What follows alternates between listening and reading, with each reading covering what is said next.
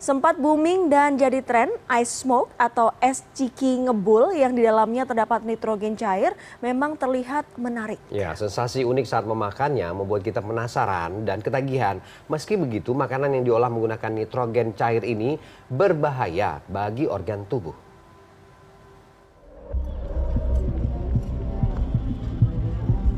Es smoke atau cikbul alias es ciki ngebul merupakan jajanan yang sejak beberapa waktu terakhir ini digandrungi oleh anak-anak. Isian es cikbul terdiri atas ciki manis warna-warni, ditambah kental manis, kemudian disiram nitrogen cair.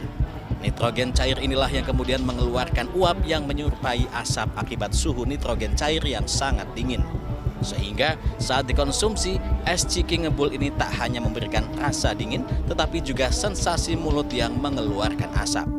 Namun belum lama ini, tepatnya pada 16 November 2022 lalu, sebanyak 21 anak di Kabupaten Tasikmalaya keracunan setelah mengonsumsi ciki ngebul. Beberapa anak mengalami gejala mual, muntah, dan perut begah usai menyantap jajanan yang dicampur dengan nitrogen cair tersebut. Kasus yang sama juga terjadi di Kota Bekasi. Seorang anak berusia 4 tahun terpaksa harus dibawa ke rumah sakit setelah mengonsumsi es cikbul. Akibatnya, sang anak harus menjalani operasi besar pada lambungnya yang bocor sepanjang 2 cm. Lalu, benarkah nitrogen cair yang digunakan untuk membuat es ciki ngebul ini termasuk bahan yang berbahaya? Menurut spesialis gizi dan kedokteran olahraga yang juga sekaligus ketua Komite Medik, Dr. Dadang Arif Permana, mengonsumsi nitrogen yang sudah dicairkan dapat menyebabkan tenggorokan terasa seperti terbakar.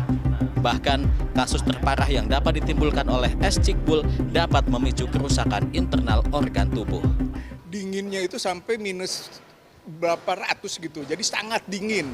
Bayangin bahwa untuk titik cair dari nitrogen itu kan berapa tuh 32 derajat segala macam itu, tetapi ini sampai ratusan gitu, hampir 300 minus 300 derajat Celcius. Di kulit yang biasa kita sehari-hari sudah berhubungan dengan udara luarnya bisa melepuh, apalagi dari usus yang kita halus itu.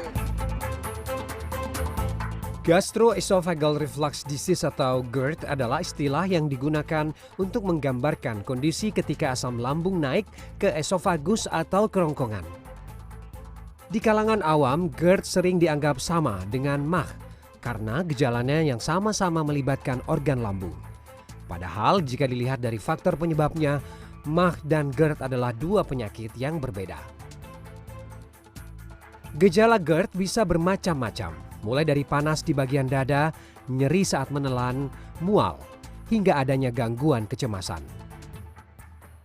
Oleh sebab itu, pengidap GERD dianjurkan membatasi minum kopi, susu, coklat, minuman beralkohol, dan makanan pedas.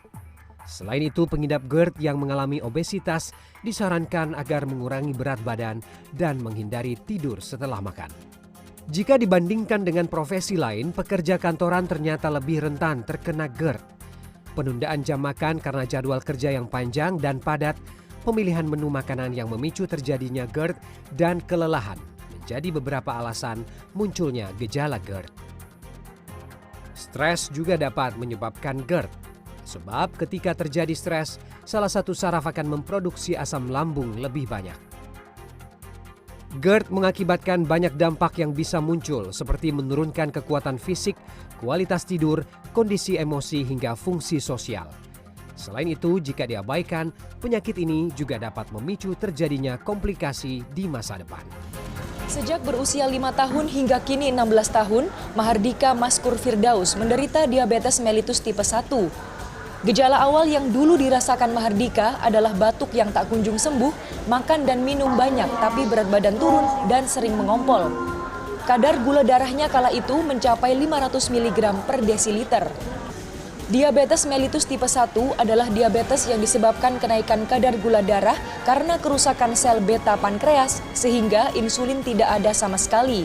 Insulin adalah hormon yang dihasilkan oleh pankreas untuk mencerna gula dalam darah.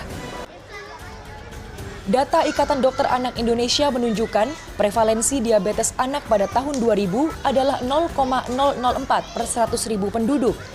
Pada 2010 menjadi 0,028 per 100.000 penduduk. pada Januari 2023 menjadi 2/100.000 penduduk atau meningkat 70 kali lipat. Jumlah penderita diabetes anak yang kini mencapai 1.645 adalah jumlah yang dilaporkan.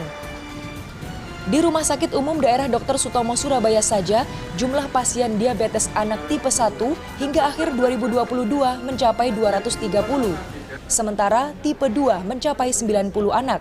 Bagi penderita diabetes tipe 1, pencegahan yang bisa dilakukan hanya dengan deteksi dini.